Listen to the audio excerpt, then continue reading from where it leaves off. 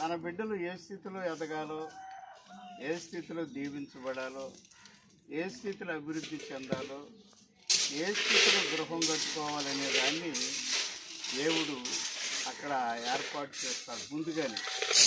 బైబిల్లో వ్రాయబడిన సంగతి ఏంటంటే, తను ఏర్పరచుకున్న బిడ్డలకి అనాది కాలం సంకల్పం చొప్పున తను పిలువబడిన వారికి దేవుడు ఏమి సిద్ధపరిచి ఉంచుతాడో అవి మన కంటికి కనపడవు, హృదయాన్ని కోరుకుంటారు. కనుక మరి ఆ స్థలం రాయి పొందుకున్నాడు, ఒక రాయి తలగడిగా పెట్టుకున్నాడు. ఉదయకాలం లేచాడు, రాత్రి దర్శనం చూశాడు. కారణం ఏంటంటే, మనం ఒక స్థలాన్ని మందిరం ఇల్లు కట్టుకోవడానికి ఏర్పాటు చేసుకునే ముందు దీనికి ముందు ఒక దర్శనాన్ని మనం చూడగలుగుతాం. రాత్రికాలం నేను అందుకుని నిద్రపోతుంటే ఒక పెద్ద మామూలుగా దాన్ని ఏమంటారు, పొడపాము. అది మామూలుగా మొదలుపెట్టుకుని పండుకుంది. అది చచ్చిపోయిందేమో అని అనుకుంటున్నాను నేను, కానీ అది చచ్చిపోలేదు. కానీ కదులుతానే, మెల్లిగా కదులుతానే ఉంది. కానీ తర్వాత అది కదులుతున్న సంగతి తెలుసుకొని నేను ఒక పెద్ద కలగేస్తున్నాను. అది కొడతా ఉంటే దాని కడుపులో నుంచి పేగులు బయటకు వచ్చేసినాయి. తర్వాత అది శరీరం అంతా వెనక్కి జారిపోయింది.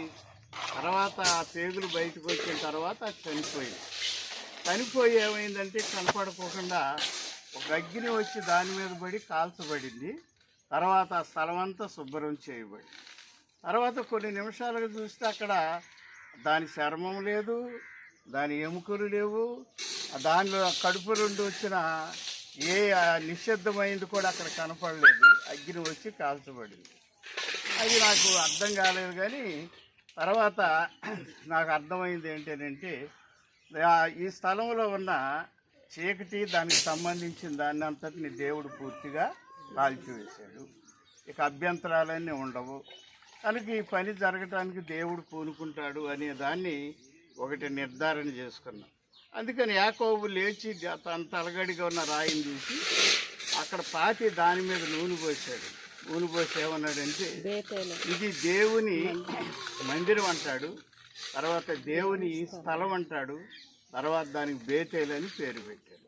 కనుక దేవుని బిడ్డలంగా మరి వాళ్ళు కట్టుకుంటున్న ఈ గృహానికి ఏది అభ్యంతరాలు కలగకుండా దైవజనులు చేసిన ప్రార్థన బట్టి, తర్వాత కుటుంబంలో వాళ్ళు చేసుకున్న ప్రార్థన బట్టి దేవుడు అనుకోకుండా ఇల్లు ఏర్పాటు చేసుకోవటానికి దేవుని సంకల్పం ప్రభుత్వం ద్వారా దేవుడు సమకూర్చాడు. కనుక దీనికి మనందరం కూడా సమ్మతించి ఈరోజు ఈ శంకుస్థాపన కార్యక్రమాన్ని మనం పూర్తి చేసుకున్నాం.